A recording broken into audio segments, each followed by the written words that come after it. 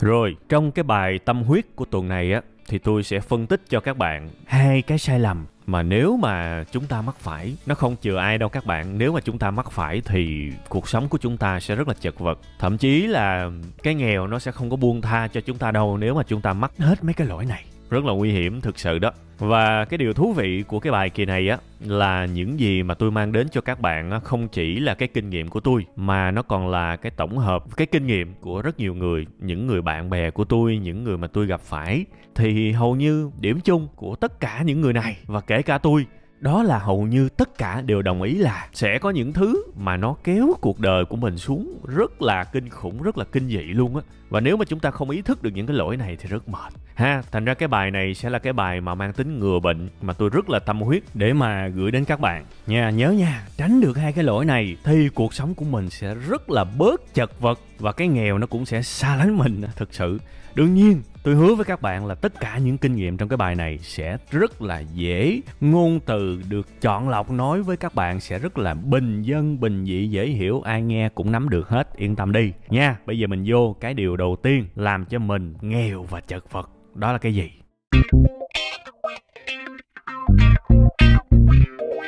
Rồi, hello bà con cô bác. Chào mừng tất cả quý vị và các bạn đã quay trở lại với chương trình chúng ta ngày hôm nay. Và trước khi mà vào cái kinh nghiệm đầu tiên thì các bạn đừng quên nha. Chương trình của chúng ta sẽ được phát sóng đều đặn hàng tuần vào 7 giờ tối thứ Bảy trên kênh YouTube của Web 5 Ngày. Và để xem rất đơn giản, các bạn chỉ cần vào YouTube gõ từ khóa Web 5 Ngày thì cái video trên cùng luôn luôn là video mới nhất các bạn nha. Quá dễ và quá đơn giản. Thôi, bây giờ mình dứt liền luôn đi. Đâu là cái điều đầu tiên có thể kéo cuộc đời của chúng ta chật vật và làm cho chúng ta dính phải cái nghèo, cái khó? Thưa quý vị và các bạn, cái đầu tiên chính là cái việc chúng ta không biết mình. Mà nói một cách chính xác hơn á, là chúng ta không biết cái vị trí của mình đang ở đâu trên cuộc sống này. Chúng ta không hiểu gì về mình cả, không biết vị trí của mình nên chúng ta ra những cái quyết định sai bét. Mà ra những quyết định sai bét thì tôi hỏi các bạn á, lấy đâu ra những cái kết quả, những cái thành quả đúng được. Cái quyết định sai thì nó sẽ ra một cái kết quả sai. Thế là chúng ta chật vật, chúng ta làm đâu sai đó. Chúng ta không bao giờ gặt hái được một cái thành quả nào cả. Và cuộc đời của chúng ta nát thôi. Thiệt, có những người làm đâu sai đó, các bạn đồng ý với tôi không? Làm đâu có thất bại đó. Không bao giờ thấy tương lai, không bao giờ thấy thành công là cái gì cả. Thì cái lỗi nó nằm ở đây nè. Cái lỗi là không biết mình đó. Chí ít á, bạn phải biết được bạn hiện tại bây giờ làm cái gì là phù hợp. Cái gì là phù hợp nhất với bạn bây giờ bạn phải biết. Và bạn biết không? Tôi hỏi các bạn á, bạn biết không? Bây giờ tôi lấy một cái thí dụ. Ví dụ bạn là nhân viên văn phòng đi. Bạn nói là bây giờ bạn cần tiền, bạn cần thành công và bạn muốn khởi nghiệp, bạn muốn làm một cái gì đó của riêng mình. Thế là bạn quyết định nghỉ làm, mở công ty. Ngon lành đúng không? Nhưng mà thực tế cuộc sống này có ngon lành không? Nếu mà cuộc sống này ngon lành, tại sao khoảng 90 mấy % những người khởi nghiệp là thất bại liền luôn? Thất bại liền luôn. Thế thì phải có cái gì đó sai đây chứ. Và cái sai dễ thấy nhất là sai vì không biết mình. Thưa quý vị và các bạn, có bao giờ các bạn tự hỏi bản thân mình là tôi đã đủ trình để làm cái việc đó chưa? Có bao giờ các bạn tự hỏi cái việc đó chưa? Đại đa số người ta sai vì người ta chưa đủ trình. Nói một cách thô ráp và thẳng thắn và thậm chí là nghiệt ngã là như vậy. Nhưng mà không còn một cái lời giải nào khác. Chưa đủ trình, giống như là trình độ của mình đang là lớp 7 và mình ao ước mình tốt nghiệp đại học. Rất là vô lý, nhưng trong cái con đường mà thành công, cái con đường mà kiếm tiền, con đường khởi nghiệp, thực tế nó là như vậy các bạn. Rất nhiều người không đủ trình và không biết là mình không đủ trình luôn mới chết chứ. Mãi tới khi thất bại, mãi tới khi mà ôm một cục nợ, mãi tới khi mà chán nản cuộc đời này rồi, may ra mới biết là mình không đủ trình. Nhưng mà thực ra có những người thất bại rồi vẫn không biết là mình không đủ trình độ các bạn. Đau đớn là như vậy đó. Tôi đã nhìn thấy rất nhiều cái hoàn cảnh, cái tình huống mà đau đớn trong cuộc sống này vì cái nguyên do này đó các bạn. Thiệt luôn á. Cái điều mấu chốt là các bạn phải biết mình đang ở đâu, trình độ của mình đang ở khúc nào. Bây giờ tôi lấy một cái gợi ý cho các bạn luôn ha. Nãy giờ phân tích rồi, bây giờ vô cái phần gợi ý luôn nè. Ví dụ như bạn đang định làm một cái việc mà bạn chưa biết cái gì hết. Bạn là nhân viên văn phòng đúng không? Bạn muốn ra bạn mở một công ty về cây xanh, một công ty về bất động sản, một công ty về kế toán ABC gì đó, ok. Thậm chí là nhỏ hơn, các bạn muốn mở một cái quán phở, muốn mở một cái quán hủ tiếu, muốn mở một cái cửa hàng văn phòng phẩm gì đó, ok, gì cũng được. Chúng ta đang nói đó là một nhân viên văn phòng đi làm thuê và bây giờ muốn chuyển sang làm chủ. Thì bây giờ tôi hỏi các bạn nè, nếu mà các bạn chưa biết gì về khởi nghiệp mà các bạn lao vào làm thì các bạn thất bại là cái chắc luôn, thiệt sự luôn á, khỏi cãi. Thất bại là cái chắc. Thế thì nếu mà các bạn chưa biết gì thì cái sự bắt đầu tốt nhất của các bạn là hãy chuyển sang biết đi. Chuyển sang biết là sao? Cái gì giúp các bạn biết trong khi trước đó các bạn chưa biết? Học chứ gì nữa. Mình chưa biết gì thì cái khởi đầu ban đầu đừng bao giờ là làm, mà phải là học, chấm hết. Thiệt. Đương nhiên sẽ có rất nhiều cách học. Bạn muốn học từ sách vở, bạn đi học từ những cái người đã có kinh nghiệm rồi, hay là bạn cố gắng biến chuyển từ vị trí nhân viên lên những cái vị trí cao hơn để học và nắm quy trình set up một công ty. Tùy các bạn. Nhưng chắc chắn một điều, nếu bạn chưa biết gì mà bạn chuyển sang bạn làm ngay lập tức thì bạn thất bại là cái chắc. Chưa biết gì thì phải chuyển sang biết trước rồi mới làm. Không được quyền làm ngay từ đầu đâu, vì làm cũng chả được nha. Mà tôi nói thiệt các bạn á, từ chưa biết gì mà chuyển sang biết nó cũng khó lắm. Khi mà chưa biết cái gì cả và bạn học về khởi nghiệp, bạn học về kinh doanh, bạn học về marketing, bạn học về cách quảng bá, tiếp thị, học một đùi thứ, thì thực ra học sau một thời gian thì nó cũng chỉ là biết chút chút thôi, chứ cũng chưa chắc là biết hết được nữa các bạn. Thì sau khi mà biết chút chút á, lại phải học thêm nữa để biết nhiều nhiều, đúng không? Khi mà biết nhiều nhiều rồi á, mình mới bắt đầu mình làm nhẹ nhẹ nhỏ nhỏ đó. Bây giờ mới làm nè. Khi mà mình cảm thấy trình độ của mình cũng khá khá rồi, ổn ổn rồi đó, mình mới bắt đầu mình làm, nhưng cũng chưa làm lớn được. Làm nhỏ nhỏ để coi những gì mình học và những gì mình làm nó có khớp với nhau hay không, để coi giữa lý thuyết với thực hành nó có gì xa lạ, nó có gì giống nhau, nó có gì khác nhau, nó có gì hay ho, nó có gì đúng, có gì sai, nó cần kiểm chứng hay không. Thì lúc này mình mới làm nhỏ nhỏ. Và khi mà làm nhỏ nhỏ rồi bắt đầu mới nâng lên từ từ, thì lúc đó mới thành công được các bạn. Lúc đó mới ra kết quả. Thì cái con đường như vậy đó là cái con đường rất khiêm tốn, một con đường rất biết mình, và cũng là một con đường bền vững nhất. Lúc đó mình mới đủ trình đó các bạn. Tôi lặp lại một lần nữa nha. Nếu bạn chưa biết gì thì làm ơn hãy biết trước đi. Cái điều đầu tiên không phải làm mà là học. Học để biết chút chút. Sau khi mà biết chút chút rồi á, học thêm để biết nhiều nhiều. Và khi mà cảm thấy hơi tự tin rồi đó, bắt đầu mới làm. Nhưng mà làm nhỏ thôi. Làm nhỏ thôi. Coi có thành công hay không. Nếu mà làm nhỏ mà thành công á thì mới bắt đầu làm to lên. Còn nếu mà làm nhỏ mà thất bại chứng tỏ mình vẫn chưa biết đủ nhiều, thì mình học thêm, mình rút kinh nghiệm, mình thay đổi. Rất nhiều cái học liệu trên đời này các bạn, rất nhiều nơi để học, YouTube, Google, sách vở, nhà sách, khóa học. Trời ơi, cái thời điểm này rất nhiều người họ làm được rồi, họ chia sẻ với các bạn. Quan trọng là các bạn có muốn học hay không thôi. Trời ơi, bây giờ người ta chia sẻ rất nhiều các bạn, kinh nghiệm rất nhiều, người ta chia sẻ đầy ra. Và các bạn đừng có nghi ngờ, các bạn đừng có những cái tư tưởng đại khái như là trời ơi, không có thằng nào điên mà đi dâng chén cơm của mình cho người khác. Tôi nói thiệt các bạn, đâu phải ai cũng ăn chén cơm. Bạn làm như ai cũng đói kém cũng phải ăn chén cơm á. Nhiều người họ ăn thừa mứa luôn á các bạn. Họ không cần thêm cơ hội nữa nên không có việc gì họ phải giấu cả. Người ta ăn cái tô, người ta ăn nhà hàng, người ta ăn hoài không hết. Rất nhiều người thành công, họ không thiếu cơ hội để mà họ phải giấu cái này cái nọ các bạn. Người ta chỉ hết. Quan trọng là các bạn có muốn đi tìm những người đó để học hay không. Ở trên YouTube, trên Google, trên Facebook rất nhiều. Bạn search đi, bạn gõ 3 chữ học kinh doanh thôi. Còn nếu mà bạn muốn rõ ràng hơn, bạn gõ thêm 2 chữ miễn phí. Học kinh doanh miễn phí đầy ra, học kế toán miễn phí đầy ra, học âm nhạc miễn phí đầy ra. Trời ơi, cái gì người ta cũng chỉ hết các bạn. Và nếu các bạn bỏ công bỏ sức ra, rất có thể những học liệu chất lượng mà các bạn thu gặt được là không tốn cái nào hết. Quan trọng các bạn có muốn học hay không. Và cái công thức này nó cũng đúng luôn với những bạn muốn kiếm nhiều tiền với vai trò là một nhân viên, không cần ra làm riêng luôn, thì cái này cũng đúng rồi các bạn. Bạn phải biết mình đang ở đâu. Bạn đang là một nhân viên quèn đúng không? Một nhân viên rất ít tiền, nhưng bạn được vô làm một cái công ty mà bạn cho là phù hợp, ngon lành, và bạn có cái suy nghĩ là bạn muốn gắn bó ở đây và muốn lên chức, vì phải làm chức cao mới được nhiều tiền, chứ làm nhân viên bèo bèo sao được nhiều tiền. Thì công thức cũng là như vậy. Đầu tiên, chưa biết gì về làm sếp, chưa biết gì về làm quản lý, thì bây giờ có muốn cũng làm không được, đúng không? Phải học. Học gì? Học giao tiếp để mình nói chuyện sếp tin tưởng, học giao tiếp để mình nói chuyện người ta không hiểu lầm. Rồi học gì nữa? Học về gây dựng niềm tin, được sao không? Học về tác phong làm việc chuyên nghiệp, học về những kỹ năng mềm, học về hiệu suất công việc. Tôi chỉ hết trên cái kênh này rồi. Quan trọng có muốn hay không thôi. Cái nhu cầu bạn là cái gì? Cách để tự tin, cách để tập trung, cách để làm tốt, cách để gây ảnh hưởng. Bạn gõ y chang những từ đó trên Google đi, hoặc là vào nhà sách kiếm những cuốn sách liên quan như vậy. Nó ra đầy các bạn. Có muốn học hay không thôi. Thì học mãi thì biết chút chút. Thì bắt đầu cảm thấy biết chút chút chưa đủ thì học nhiều hơn nữa, thì biết nhiều. Biết nhiều hơn nữa, bắt đầu mình ứng dụng từng cái trong những cái mối quan hệ với sếp, với mọi người xung quanh, thì bắt đầu người ta tin tưởng mình. Rồi mình cứ thế lên. Mình nhiệt tình, lên luôn. Đó, vậy thôi các bạn. Thì công thức nó cũng vậy, chả có gì khác cả. Chưa biết gì thì có muốn làm cũng chả được. Thế thì đừng làm. Chưa biết gì thì phải học. Cứ thế thăng tiến thôi các bạn. Con đường như vậy là bền vững. Và đương nhiên hãy cho mình thời gian, chấm hết nha. Đó là cái sai lầm số 1 và cũng như là cái lời giải để giải quyết cái sai lầm này. Bây giờ mình sẽ qua cái sai lầm số 2 ha.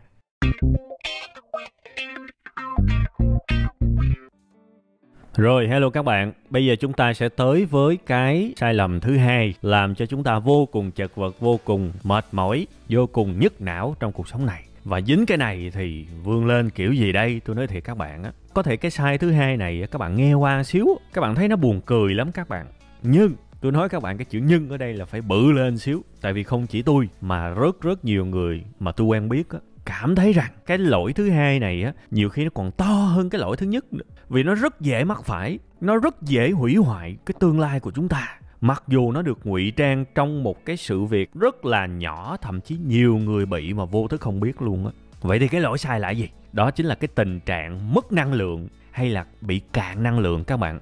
Thậm chí nhiều người tôi thấy là không có năng lượng luôn á. Các bạn tưởng tượng một cái cuộc sống vươn lên mà không có năng lượng thì phát triển kiểu gì, thành công kiểu gì.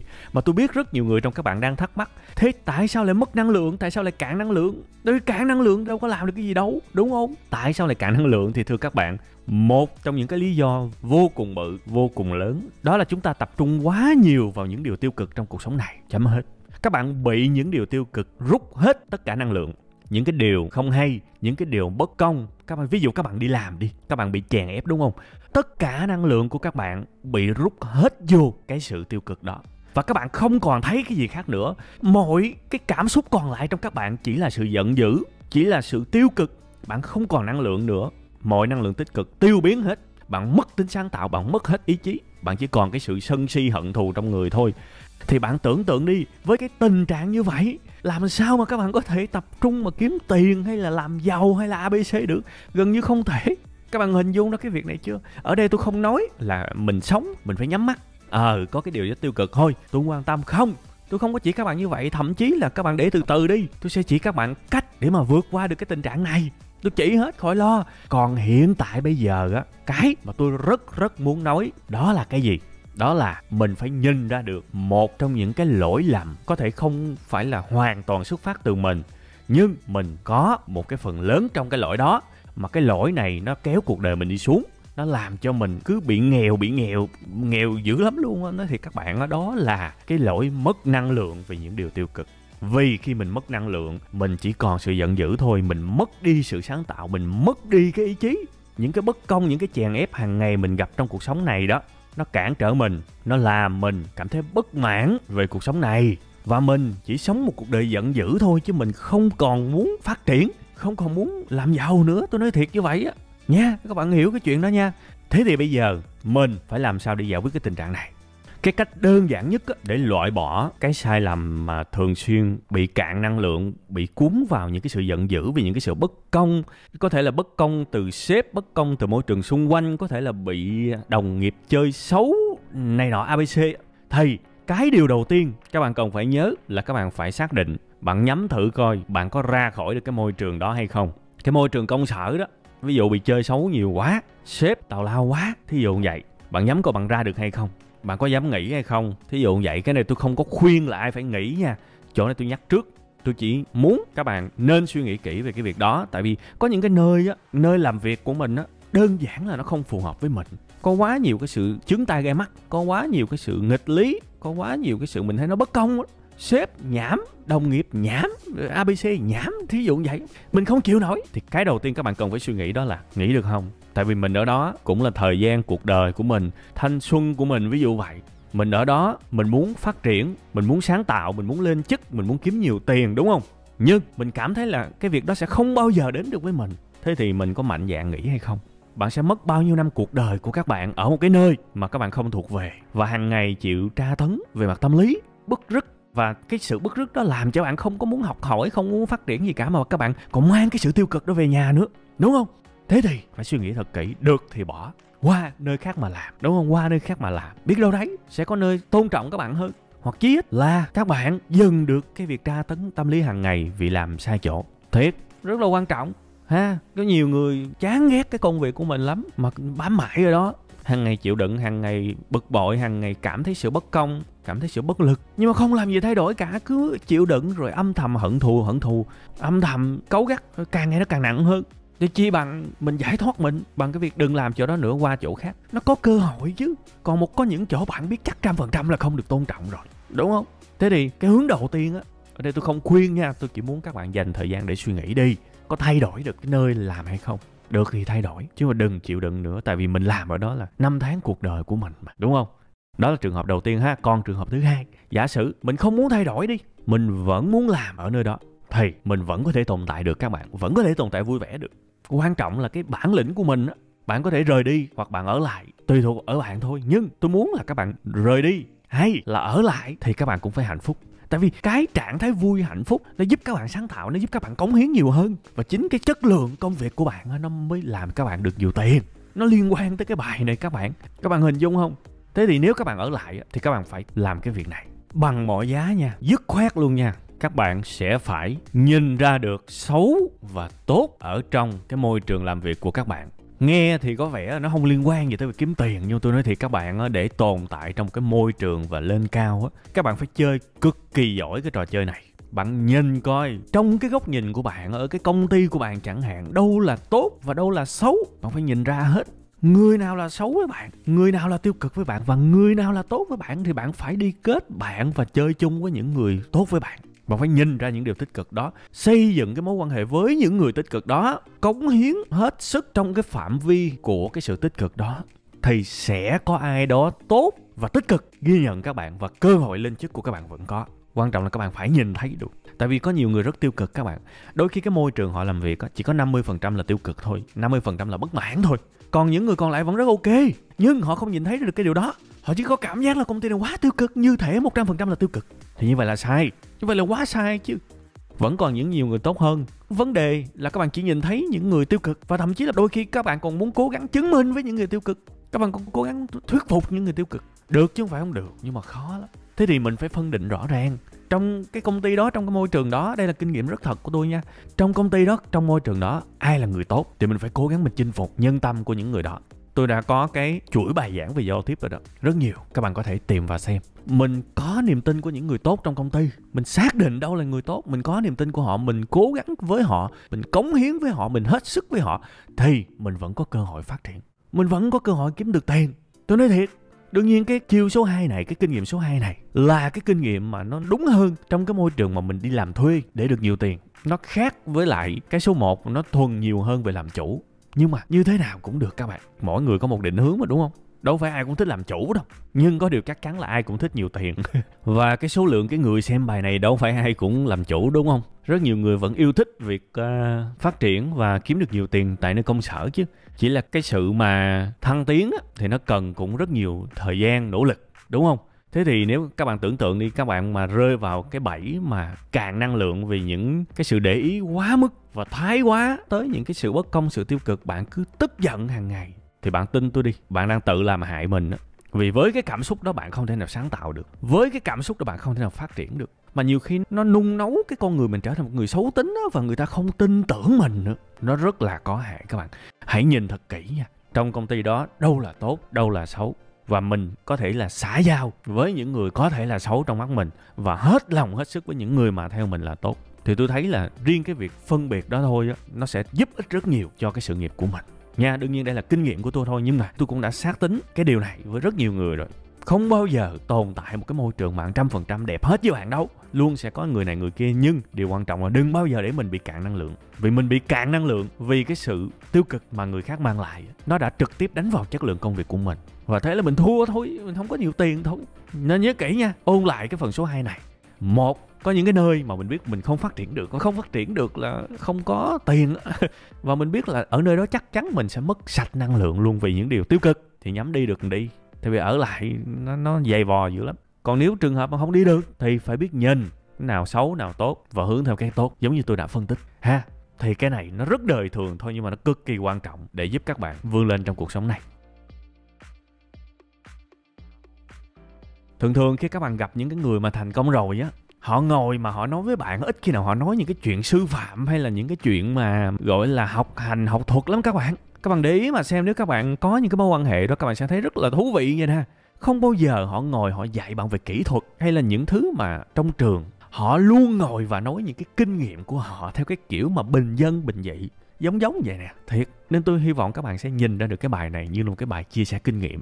Và các bạn sẽ nghe thật là kỹ, đối chiếu lại cuộc đời của bạn và tìm ra được một cái góc nhìn phù hợp để hành động trong cuộc sống của bạn. Để quan trọng nhất, cái gốc của bạn nó được vững vàng. Năng lượng của bạn là nó giống như cái gốc để bạn phát triển vậy đó. Bạn mà siêu ẩn đỉnh thì bây giờ làm sao bạn vươn lên được? thì bạn giữ được cái nguồn năng lượng tích cực ở bên mình, thì cái việc vươn lên cái con đường gian khó để làm giàu nó sẽ trở nên có thể chịu đựng được. Thay vì một cái cuộc đời mà lúc nào cũng hằn học, lúc nào cũng chán ngán, thì nghèo là đúng rồi thiệt. Tại vì lo sân si không có lo kiếm tiền đâu, đúng không? Đấy, ok, như vậy đó là hai cái kinh nghiệm thôi nha, chứ không phải là kiến thức gì mà ghê gớm đâu. Kinh nghiệm thôi, có thể đúng với tôi, có thể đúng với bạn, có thể sai với bạn gì đó, nhưng chắc chắn đúng với tôi. Tôi mong là những cái điều này sẽ hữu ích với cuộc sống của các bạn ha. Ok, cái bài kỳ này thì cũng dài rồi, tôi xin phép được dừng lại tại đây ha. Bye bye các bạn, và xin hẹn gặp lại các bạn vào tuần sau nha, 7 giờ tối thứ Bảy trên kênh YouTube của Web 5 Ngày.